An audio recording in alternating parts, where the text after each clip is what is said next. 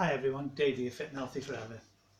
The video today is about anyone who's joining a gym for the first time or moving to a new gym. I've got 9 headings here. These are things that I've sort of come across myself or things that I've heard other people say. So what they are is these are the things that you should consider or take into consideration when you're looking for a new gym or a gym for the first time. So the questions you could ask or things that you could look for. The first one is, these are not in any particular order, but the first one is location. Now, I know from experience people I've worked with who go straight from work but go miles out the way to a gym and then onto home just because that gym is X amount of pounds a month. Now, I know everyone's on a budget and I know cost is something you have to consider, but for me, within reason, cost shouldn't be a consideration as long as the gym has got everything you need. It's pointless paying 10 or 12 or 16 pounds a month if it hasn't got the equipment you need or you outgrow the equipment within 6 months or 12 months. So first of all, if you go to a gym, say straight from work, is it on the way home or near enough? Because statistics show that if you have to go miles out of your way to the gym, you're more likely to miss sessions than to go on a regular basis. It's a mindset. You need to be really focused to not miss sessions. But if it's on your way home, you're more likely to go. Is it reasonably close? So when I say on the way home, is it close to home or close to work or in between? Because on your days off from work, you don't want to be going miles out of your way to the gym. So if you can possibly get something that's sort of midway between home and work so that it's always within easy reach. The other thing to consider is it in a town centre or close to a town centre where it's difficult to park? Now, I've come across this before. Parking can be at a premium with some gyms, so if you have to go at busy times, then you need to know that parking is okay when you go. Are the staff at the gym friendly at reception when you first go in? That for me is always a big thing. As soon as you walk in anywhere, whether it be a gym, a shop, or the staff are customer facing, they should be bubbly, bright, smile, speak to you, give you any information you want, and welcome you. To me, that's the face of the company when you first walk in. Also, I've always felt and still do that when you go into a gym or any sort of establishment like that, you either do or don't get a feel for the place when you first walk in. So you get an initial feel as that, yeah, this is comfortable, I can see myself in here, or maybe it just doesn't suit you at all. There's just something about the aura of the place that doesn't suit you. So moving on from that then, membership cost. Ask if there's peak and off-peak times. I know at previous gyms I've used, off-peak was 8 till 4, which suited me down to the ground. If you do shift work and you can train mostly in the morning, off-peak can save you £10–12 a month, and you can train sort of mid-morning when a lot of people have been in early or are coming in later. So it's also quiet and you can get on the equipment. Also, how important is cost to you? Now, as I said earlier, I know everyone's on a budget and I'm the same, but cost shouldn't be the primary reason. And I hear it so many times. I go to such and such a gym, it's only £12 a month or it's only £16 a month. Yes, I understand that, but has it got everything you need? And all these things I'm asking you now to consider when you're looking for a gym, the cost should be the last thing within reason. You don't be paying silly money, but you don't want the cheapest either if it's not got what you need. Also, cancellation policy. This is important because sometimes you're signing up for 12 months, 2 years, 3 years. If, for argument's sake, you moved areas, moved with your job, or just basically didn't want to use the gym anymore, what's the cancellation policy? I've known them. I know Total Fitness you had to pay 1 calendar month. So if, say, you told them on the 2nd of September that you wanted to finish, you'd still have to pay October's. And they told you that initially. You'd pay the next calendar month. So you need to find out these things. Also, ask if they do a 3-day pass, because you can get more of a feel for a place by going and having a training session or doing a class on a 3-day pass. They should do these things, because not many, you wouldn't go and buy a car without a trial run or a test drive. Well, why would you go and pay £30 or £40 a month on a 2-year contract for something you've not even tried? So point this out to them and say, you know, could you do me the courtesy to give me a 1-day free pass so I can use the facility just to see if I get a feel for the place. Also, the membership demographics. By that I mean, has it got a ladies only section, if that's what you were looking for? If you're intimidated going into some gyms, which people can be, male and female, do they have a ladies only section? Or some gyms used to have ladies only nights or ladies only afternoons or something like that. So ask about that. That might be something that really suits you. The next title is additional benefits. Now, it may not appeal to you at the moment, but if you're the sort of person who's taking this seriously and looking to progress, you may want things like, do they do fitness testing, nutritional advice, programs, any other advice that you want. If you had a fitness test initially when you first joined, you could monitor your progress and have a fitness test every 3 months, 6 months, however often you see fit, just to see if you're progressing. Things like your VO2 max, your recovery rate, your strength, your grip strength. If you do a lot of stretching, your stretching improvements and things like that. Because I used to do this at Stoke-on-Trent College. So there's a lot of fitness tests you can do to give people some idea of how they're progressing. Is there a swimming pool or a sauna or a jacuzzi or a steam room? I'm currently putting together a video on saunas. It's a big thing now, especially in America. Saunas have got more benefits than I ever dreamed of. I've always been against them, not thinking they have any uses at all, but apparently they have a lot of uses, and I'll bring that to you in a future video. So if this is something that may appeal to you, swimming pool, sauna, jacuzzi, steam room, showers. Now, I do know a gym that I use occasionally in Birmingham. I go for a day just for something different. They have one shower for the whole men's section. So you've got to look at these things and consider it. You know, you don't want to be queuing up to have a shower and you need to get out there and go work or something.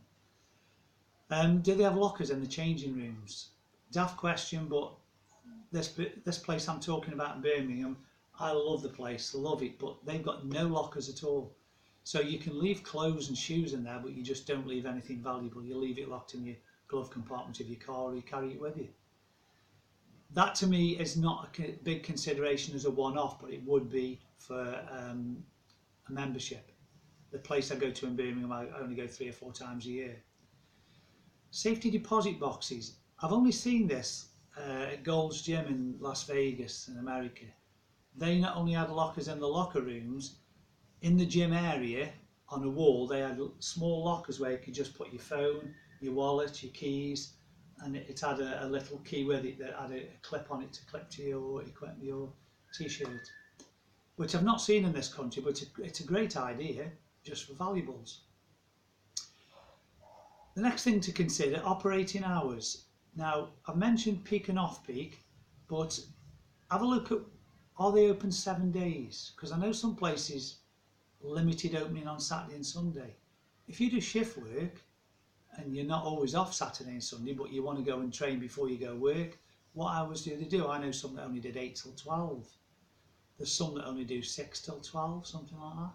So if you were on a 6 till 2 shift and wanted to go in the afternoon and they shut, then it might not be the most convenient. Which hours are peak and off peak, and does that suit you? Because if you look, I know you can save £10 or £12 a month if you can go off peak, but don't do that just to save the money. It needs to suit what you need. It always suited me because I like to train in the morning. So doing shifts, if I was on a late shift or a day off, which was probably 4 or 5 times a week, I could get in there early morning. So off peak was 8 till 4:30. I could go at 10 o'clock, get a workout in, come home, get my food ready and go work. So consider that. Also, what's the best time of the day for you to train regularly? So look at your shift pattern, unless you work a basic 9 till 5. If you did work a basic 9 till 5, what I would suggest is if you're an early morning person, consider training for early in the morning, because these days gyms are absolutely packed from sort of 4:30 onwards till 8 or 9 o'clock, and you will struggle to get on machines, and you'll find occasionally groups of lads who are supposedly using machines or benches, but they're tapping away on the phones, or they're chatting, and people can feel intimidated about going up and asking them. I never was. I could just go and say, excuse me, will you be long now? I'm waiting to use that. And normally they'd say, oh, I'm sorry, yeah, I'll be as quick as I can. So if you're not the sort of person who would go up and ask a group of people, then you need to consider the times that you can train. The next thing is, do they provide personal training service? Now, bear in mind these are minimum £20 an hour, but if you get a really good personal trainer, it's well worth every penny.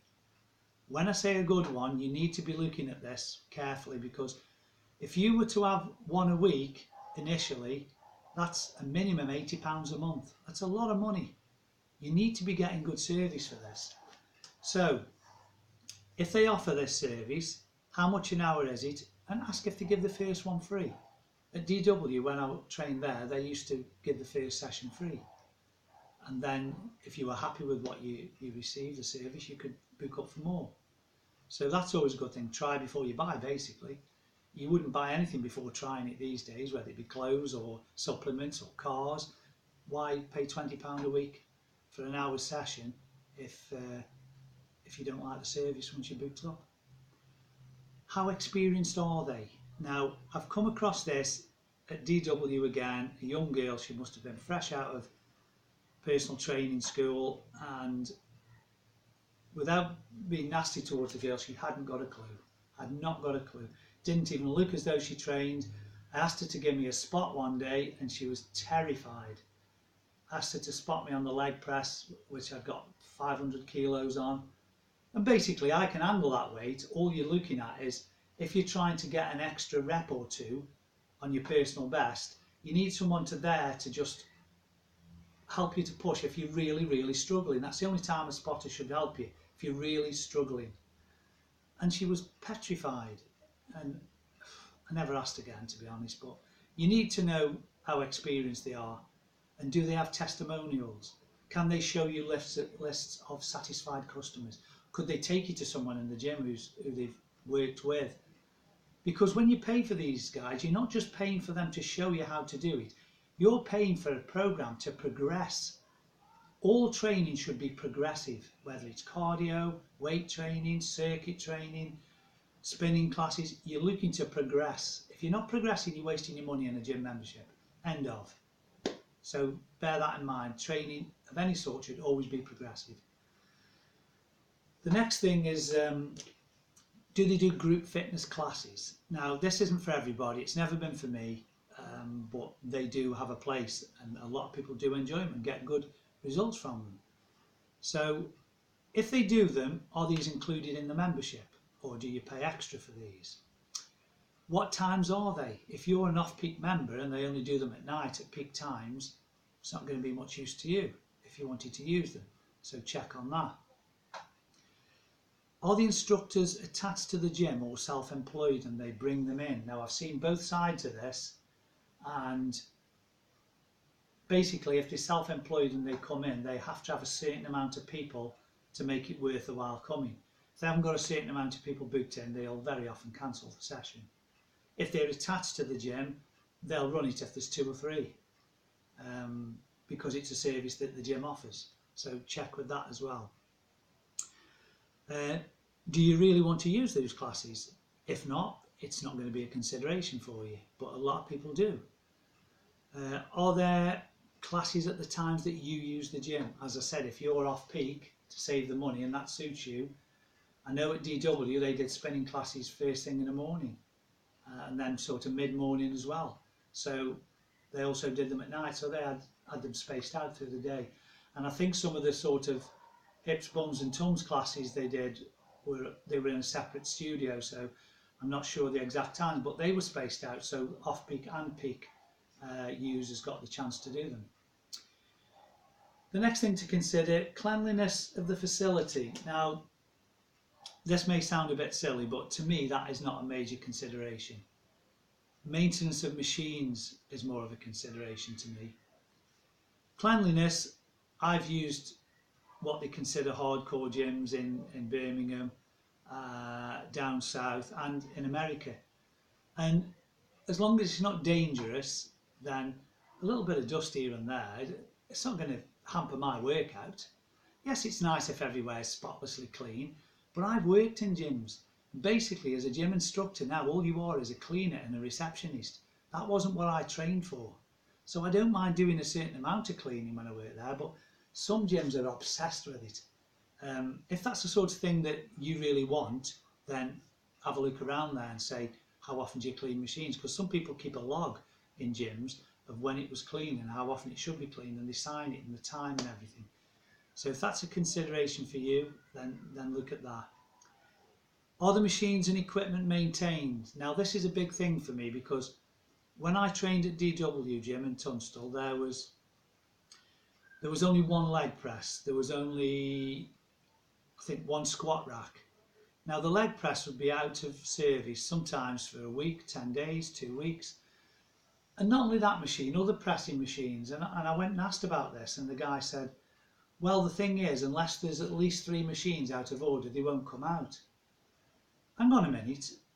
These are DW, this is a DW gym. These are DW maintenance guys, but they won't come out unless you've got at least 3 machines out of order. So if you've only got 1 machine out of order, that could be down for 2, 3. I've known it be weeks before they come out because they wouldn't come just for 1. That is ridiculous. Absolutely ridiculous. You're paying to use that facility. They should be there the same day. Now, when I worked at Dimensions and we had Pulse Fitness, they were only a few miles down the road. They were there the same day on every single occasion that a machine went down, sometimes within the hour. And that's how it should be. You're paying a lot of money for memberships. So you need to bring this up and mention it to them when you're looking around. And also on that, is this an important factor for you? It should be for everyone. The last thing you want is you go in at a busy time and there's 2 or 3 machines down through no fault of yours. You're still paying a membership, but you've got to stand and wait for machines.